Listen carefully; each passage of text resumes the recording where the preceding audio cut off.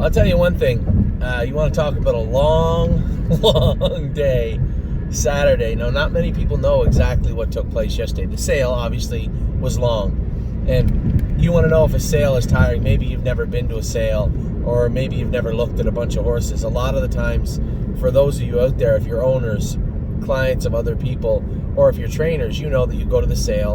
And in the past, for the most part, business as usual would be you look at some horses, you pick them out, and you wait for them to come in the ring. But we don't do business like that.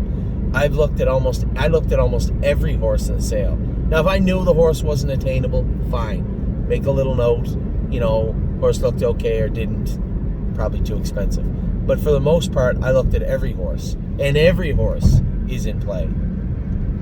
Now, a lot of people asked me yesterday, why didn't we get this one? Why didn't we get that one? I'll get to that in a second. But when it comes to the sale, standing at the side of the ring or sitting down or standing on concrete, it doesn't matter. Every time a horse comes in the ring, your brain is constantly firing. Is this the horse for us? Is this too much? Is this a good deal? Is this the horse that the stable.ca wants? Is the horse look as good as you think that it does, that you wrote down? Did you make any mistakes? These are constantly things that you're doing as the horse is in the ring. At least I am. And you can only imagine. A little bit of adrenaline, a little bit, your brain is constantly just wound during this sale. And that's what a sale is like for me, for the stable. So you can only imagine how draining that was by the end of the day. I was tired at the end of the day. A little bite to eat later on. So then, what I had to do after the sale, I didn't get to go back. You guys might have asked yourself, where's all the videos? Why didn't Anthony have all the videos up last night? Why didn't he do a video last night and send it out to us? I can tell you why. It's Tuesday. I'm not going to be at the Meadows. I'm going to be at Delaware County Fairgrounds racing some horses. We have Globetrotting and That's My Girl in at the Meadows. Dave Pallone, I think Aaron Merriman's driving Globetrotting. I think Dave Pallone's driving That's My Girl. Problem is, we've never raced them at the Meadows. I don't know where their hobbles are supposed to be set for the Meadows. You might just say to yourself, just pitch them on. Good luck. It doesn't work that way. So, best guess, you might get away with it, but I'm not risking getting away with it. I'm not in the get away with it type of mood, the way the horse has been racing the last 4 days. So I got in my car, and I drove 3 hours to the Meadows. I got to the Meadows last night at 10 o'clock at night. Tim and I had a bite to eat and a drink in the bar. I went to bed midnight, 11:40, whatever. Got up this morning, trained both of them. That's My Girl trained great. Set her hobbles. She felt really good. Trained Globetrotting, a little flat. It didn't seem to that. A number of things could have happened. Is she getting smarter? She know that it's not a race day. There's no gate. There's no other horses. She's just going to go out and do her work. Very possible. Scoped with a little bit of redness, a little bit of mucus. Not bad. It wasn't sickness. They thought it was, a little bit of. And the weather's changing too. I woke up this morning. Amy called me. It's cold here today. Amy called me. Said there is frost on the front lawn. I said, I dress accordingly then if I were you. What's it like there? So, of course, me being me, I had to say, I don't know. There's people are wearing shorts outside out front here, which they weren't. It was cold. But that change also can, same as me. I woke up today. I was stuffed up in a nice hot shower. So Globetrotting train, okay. Had her scoped, a little bit of mucus, a little bit of redness. They're treating it. Said to Tim, maybe take a blood on that filly Monday morning. If there are any anomalies, anything pops on that panel of blood, scratch her. Not racing her like that. So I suspect she's fine. This is one of the times. It's not really a cautionary note. I believe she'll be fine. She's going to race on Tuesday. That's My Girl was good. Where are you going now, Anthony? I'm going back to Delaware. Just so you know, the sale was about 20 minutes from, maybe 30 minutes from Delaware. I just took a 6-hour detour getting there. 3 hours to the Meadows to train 2 horses, 3 hours back to Delaware. So I'll get to Delaware at 4 o'clock, and then I got 10 horses to drive tomorrow. Monday is going to be a ridiculous marathon. Right after Delaware tomorrow, I go back to the Meadows, 3 hours. Race at the Meadows Monday. I got 7 drives on Monday. A few of them are ours. Johann's picked to win. Bramar's picked to win. West 52nd's like 6-1. But if he's good, he'll be fine. And I think after this start, I know, after this start, West 52nd is going to Jim King in Harrington, Dover, Delaware, Harrington area. Jim told me he believes the horse will do some good down there. Seems like a nice man. I'm like to build a relationship with him. I don't know him that well. He has Jazzy Judy in Delaware, and he'll have West 52nd in Delaware. This frees up the class for Stonebridge Simba, and also White Tiger, I suspect, will begin ascending the classifications at the Meadows. If he races as well as he did the other day after he made the little break, I suspect he'll be somewhere near the Open by the time the winter rolls along, which is good. Now he's ready. We found a spot for him, and he's ready to go. So I have to race 7 horses at the Meadows on Monday. As soon as I'm off the track, I got to drive to Northfield. Fox Valley Britska's in, but somehow I've ended up on 10 other horses. 9 other horses on Monday. 10 horses in total at Northfield. The judges were nice enough to list me on the first available race I could do. If I get in my car, drove like a lunatic, I can get to Northfield just in time to drive, starting to drive in race 5 all the way to 15. So I get 17 drives on Monday. You know how long it's been since I drove 17 horses in one day? You can just imagine how I'm going to feel after the last race. But don't worry, because right after the last race, I got to what? Take a guess. Get in my car and drive 2.5 hours from Northfield to Delaware to race the next afternoon. Now, if I'm exhausted, I can go to sleep at the place I stay at in Northfield, get up early in the morning, and drive to Delaware. Race in Delaware on Tuesday. Race in Delaware on Wednesday. But hey, Thursday should be fun because Thursday morning I have to qualify at the Meadows. No racing after that, just qualify. And then I suspect Friday I got the Meadows also. I would like to get home next weekend. Why?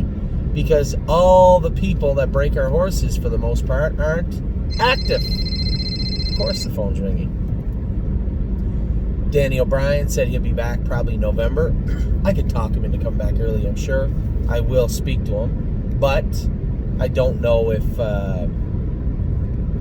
he can come back any earlier. And James has got his collarbone broke. Can't be breaking horses. It's one thing to go out and drive, which is shocking enough as it is. Certainly can't be breaking horses. So I'm going to arrive home hopefully Friday evening in Ontario. Saturday morning, just break those 10 that we bought. They're in Ontario today. We have, you guys don't know this, we bought 9. One horse has been there waiting for me to break her. A beautiful little muscle mass filly. I forget her name. And the 9 that we bought yesterday. So there'll be 10 to break, 10 to go on Saturday, and I will break all 10 of them. Spend Saturday afternoon and Sunday with the kids. My wife, Amy. That's her name, right? And then Monday, I'm sure we'll have a pile in at the Meadows again. Now, a lot of questions have been asked about what is going on, what is happening. You know, I had a great question the other day about the 2-year-old pacing colts. I said, why are the 2-year-old pacing colts no good now? They're no good. They all paced 53 or 54 the other night. Well, they finished 6th. Oh, Jesus, I'm sorry they can't pace 51. I don't know what to tell you. You know, I'll be honest with you. Would it be okay to have the 6th best horse in Ontario? Because that just means you're the first last horse. You get no money for 6th. If you can't win the grassroots final, you're just an overnight horse, and there's nothing wrong with that. I know one thing. I don't care how fast they're going in Ontario. Having 2-year-olds that can pace 53, 54 means you have at least 3 or 4 useful horses. So this idea that, Adrenaline Rush, what happened to him? I don't know. He's not the Batmobile. He can only go so fast. They go in 52. He's going to beat 10 legs. That's what happened with Adrenaline Rush. Brilliant Corners, same thing. I think Brilliant Corners was maybe a victim of the trip he got. This is twice now Sylvain's moved him back to the front, which is odd. He raced him off the pace, and the horse raced great. I think he can pace 53 also. I think he has paced 53. I don't know. We got some nice horses, but this idea that there's something wrong with them because they're not the best horses in Ontario. I think, again, this is a conversation we always have about expectations. If I had told you that First Glance would pace 53, Adrenaline Rush would have 2 wins and, have a mark of 54-4, pace 54. Now, Beef and Cheddar, he should be doing better. He's a little erratic. His hind ankles, I think, bother him a little bit. This is twice now we've injected them. He's got some maturing to do physically and mentally, as you can see. He's the only horse in our barn that's been disqualified 3 times for interference or pylons. So, yeah, he's got a lot of work to do. So, 4 times. No, he just finished last again. I don't think he interfered. I don't think he got the opportunity to run into anybody the other day. But he was 3 times disqualified. So, these horses, he paced 54, come 26 the week before. The horse got talent. We have talented horses, unfortunately. Other people do too, and I think this has been the case forever, and certainly throughout their training down. I've told everybody, we got nice horses. Let's just wait and see how nice everybody else's are. Well, as they say, now you know the rest of the story. We got some fast horses. But that certainly doesn't mean our horses aren't useful, won't make money. I mean, they're good horses. So it's just a matter of putting them in the right place. Lots of racing still here in the Meadows. Now, I'll be completely frank with everybody. I do enjoy racing here in the Meadows. Obviously, we're doing very well, Tim and I and everybody at the stable. But my visa eventually runs out. So in December, at the latest, I have to get if you're American, I have to get out of your country in December. It's funny how life changes, right? We've done very, very well at the Meadows racing and overnights. If this continues in the future, who knows? My grandmother was American. My brother now is dual citizenship. Maybe I can do a little more work in the States. I know that Ontario is getting a little frustrating. It's fast and expensive. And I think, finding the path of least resistance for everybody is the best thing. If that means that we do a little more work here at the Meadows or Pennsylvania, or stick to Ohio and do less work in other places, then that's what we'll do. Ontario for now is our base of operations. It's our home. It's my home right now. It's been there for 20 years. I've been in Ontario. We'll see how it continues. But at the same time, I'm very, very happy with the way the summer has progressed overall. We need to make sure that we're as fluid as our horses have been if they can't do in the grassroots. I know that Adrenaline Rush will likely make the semifinals. I hope Brilliant Corners does also. I don't know about the other horses, possibly, but those 2 I think for sure will.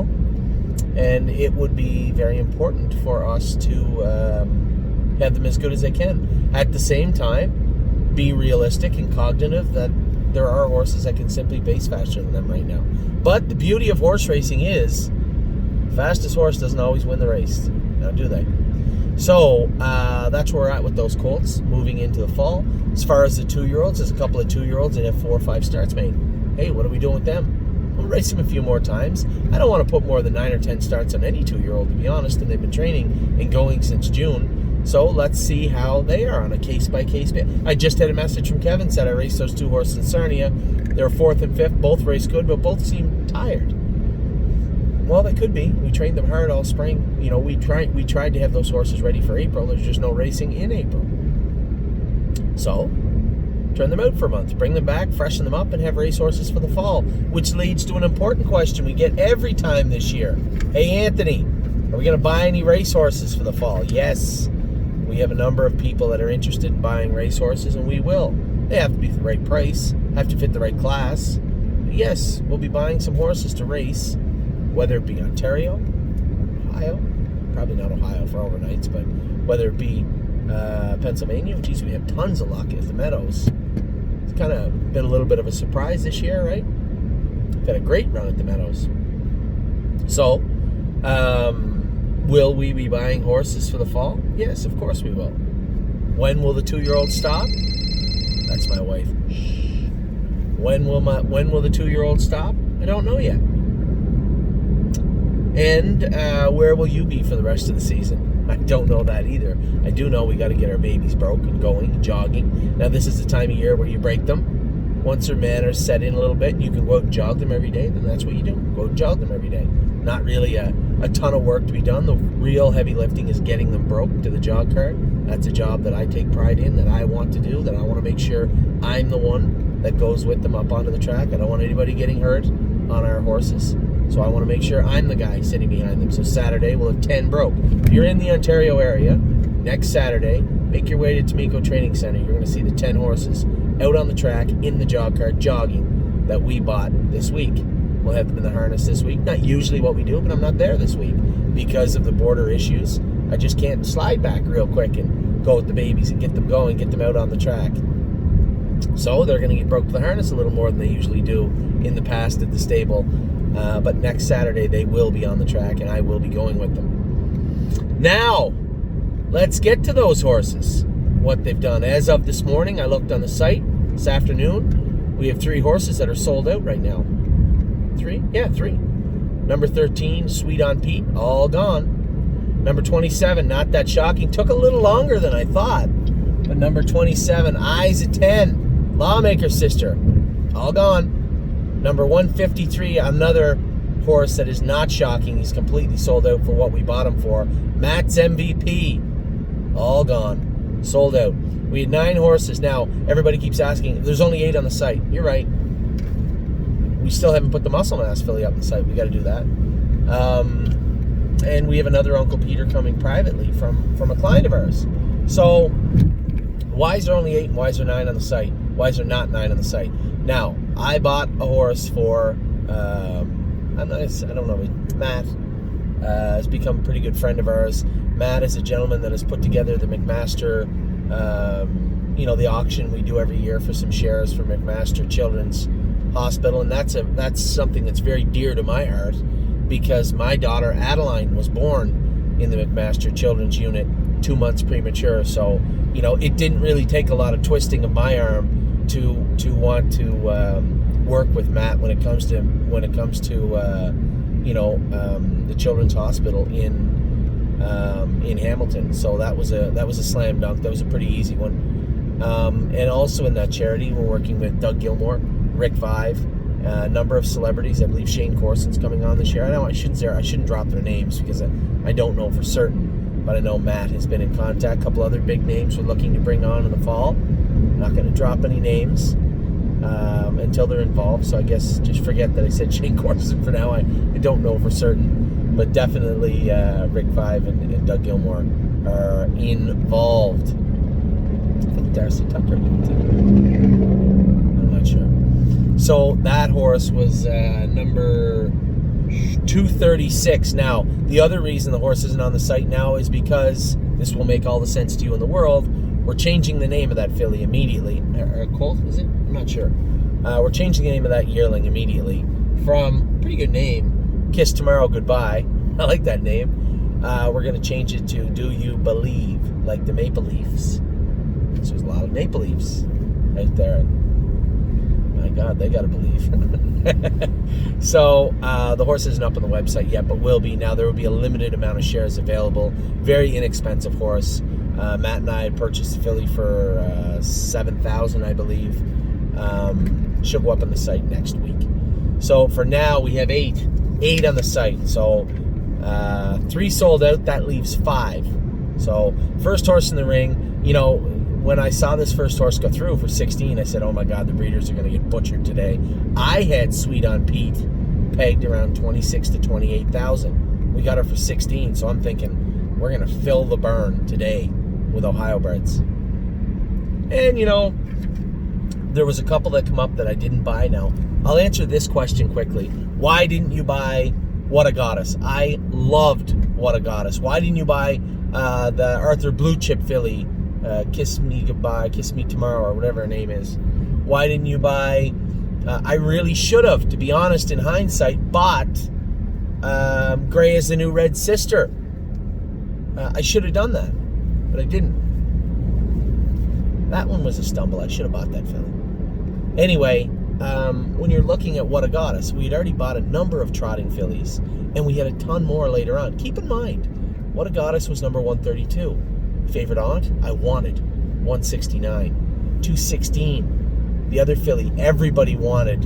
I forget her name. Don't bother. I know her name. It'll come to me. The other filly, 216, everybody wanted. 156. There was a couple of creatines in there we bid on, we didn't get. But when it came to what it got us, here was a filly that was small, even a little smaller than Isa 10. Just bad timing for her. I really wanted her, but I'd already shelled out. Now keep in mind, I'm trying to be as frugal as I can be this year. We got Pete way under budget. I went over a little bit. I told everybody 38 to 42 on Isa 10, and I tried to bid 43. It's a good thing I didn't, because when I looked over who was bidding against me, and the underbidder on that filly was Ron Burke. And I know I can tell you what would have happened. 42 was up, Burke. If I had bid 43, he would have bid 45, and I definitely would not have gone 46,000 on that filly.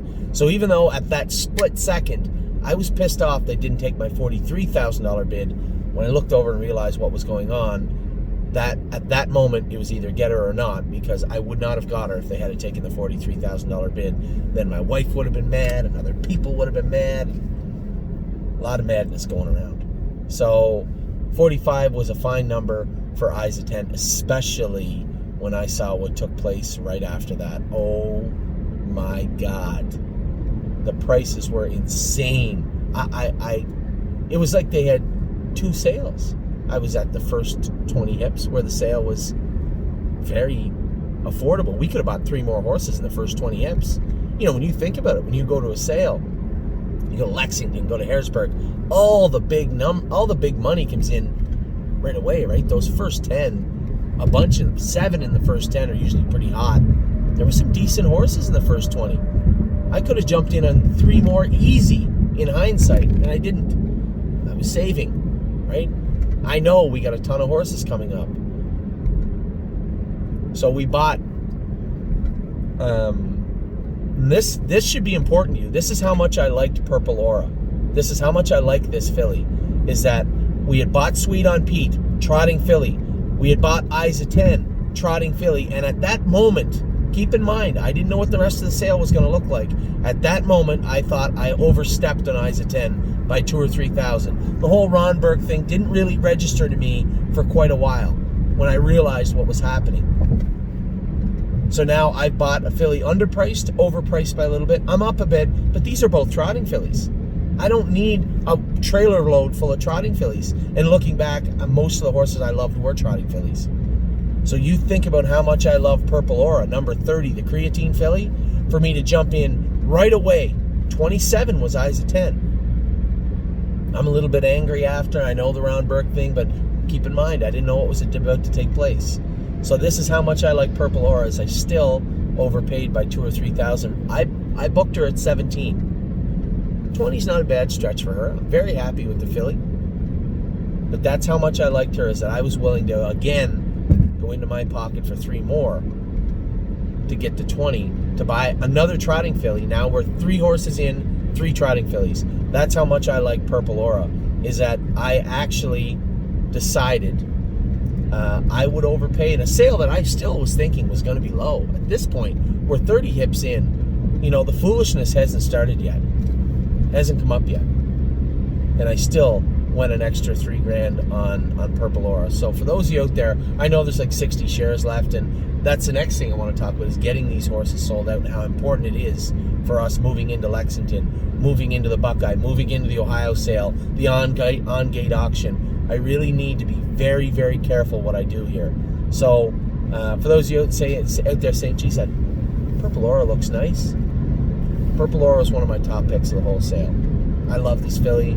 I know I pegged her at 17 because I thought creatine coming out of Steiner, breeding looks okay, but on a horse by horse, body by body, case by case way of looking at the horses, I really truly love Purple Aura, and I'm very, very happy still today that I bought. Now I'm very lucky that we bought her, considering the rest of the sale prices that went on. So now I buy Purple Aura, thinking to myself, now you got 3 fillies.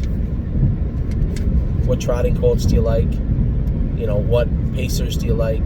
I'm on track. I think I'm in a good place, right? Think of it this way. I had put 26 to 28 on Sweet on Pete. I was minus 12,000 on Sweet on Pete. I was plus 3 on Isa 10 and plus 3 on Purple Aura. I'm minus 6 right now in my mind. Now I got to find my horses. I wait. Slim Jimmy comes up. I really like this horse's video. Here's a long tom. Had never seen one. First crop. Saw a bunch of them at Midland Acres, and I was impressed with the ones that I saw. So, Slim Jimmy comes in the ring. Now I've got a real taste. Something's brewing at the sale, right? You see it. I think at this point we've seen a $100,000 horse. We've seen a couple of them maybe. We've seen a lot higher prices than I thought we were expecting. So now it's still up in the air, but I'm concerned. Slim Jimmy's in the ring. Colt fits the bill. 11 grand. Bang. Easy sale. Simple sale. A lot of value found in Slim Jimmy. He didn't make my top list, but I did do a video, I believe, the day before of Slim Jimmy. I thought he was a nice colt. And at 11,000, I mean, how can you possibly go wrong with Slim Jimmy at 11,000? I had to wait 70 hips. And in that 70 hips, I saw pure, unadulterated insanity. Financial insanity. And Burke. Brian Brown was there. I don't know if Virgil bought any. I saw he was there. Ernie Martinez was buying horses for someone. It was a shocking display. Now, by the time 143 comes around, I have 4 horses. I have the 3 fillies I wanted really bad. I'm happy. Got a colt. I'm truthfully telling you, I was worried I was only going to leave with those 4. I couldn't believe what was happening. I mean, listen, it's great for the breeders, and they're the foundation of this industry. So great, but it's tough to be buying horses in that setting for that money. And I was clamping down even tighter now. You know, I wasn't going over, not for anyone. 143 comes in the ring. Break the Bank K. I absolutely love GW Chrome. He's one of my favorite horses. And he's ready to go now for a horse that was crippled in the summer for an odd reason. Kicked the gate or got hung up in the gate. Was lame, very, very lame for 2 weeks. And then got better. Trained today. Jason said trained with no trotting hobbles, and he was awesome. I couldn't be happier. And I love the fight that the Break the Bank Ks bring. And they make it hard on you. They're not easy to break. They're not easy to train. But I loved everything about GW Chrome, so the Break the Bank Ks were definitely on my radar. Voyage of Ice and Fire. Didn't do a video of this guy. I looked at a number of Break the Bank Ks, a number of horses I liked. This guy's in the ring.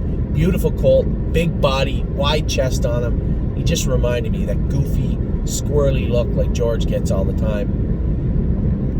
He's in the ring, and we give for him 14, I think. Pretty sure we get 14 for him. Voyage of Ice and Fire. Again, now I'm way under budget. Although I didn't look at this horse. I didn't do a video of this horse. I did look at him in the consignment at Midland Acres. Nice bodied colt.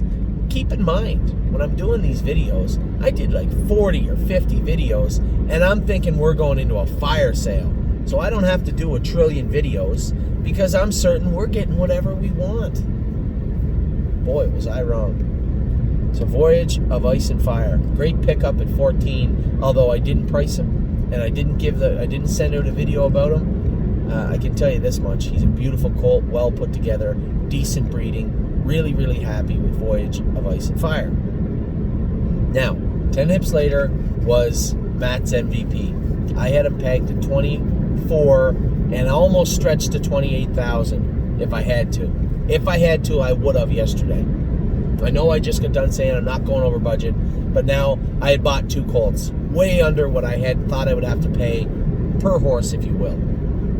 So I'm looking. In comes Matt's MVP. He is gorgeous.